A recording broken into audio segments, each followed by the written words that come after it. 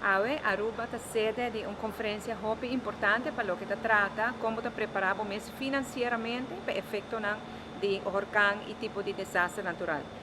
El workshop, conferencia está organizada para World Bank y para Unión Europea, junto con otros stakeholders, que tienen diferentes formas financieras con un país para preparar su mes. Un tipo de seguro, un risk insurance, que nanta provee. Essa aqui te ajuda o país, por exemplo, Sint Maarten, quando o país que agora vai afetar, de ter um seguro e acaba pagar por meio qualquer calamidade, assim com calamidade dal, e agora tem 12 semanas de tempo, e a companhia aqui te provee o fundo não. Para lo que está el último día aquí, por ejemplo, Nicaragua y dos otros países más de la región, hay fondos aquí, den 2 semanas de tiempo para trabajar de recuperación.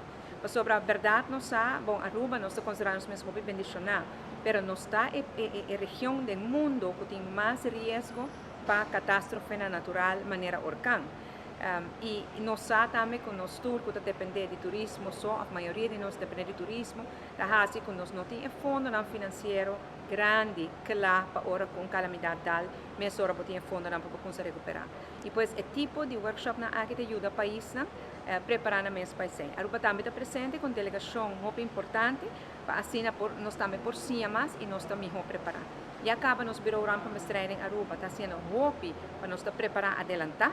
Agora que nos falta é coronação de aspecto financeiro, para nós não precisar depender de outro, mas um tipo de sistema financeiro em place que ajuda nós para mesmo hora que tem uma calamidade, nós por sair vai para adiante. Me está contente com a Aruba ter sede de conferência aqui, me agradecer nosso equipe de Aruba que ajuda nós para poder lograr isso aqui, e eu vejo que tu está muito contente de estar na Aruba, muito impressionado de Aruba também, isso é o que nós queremos.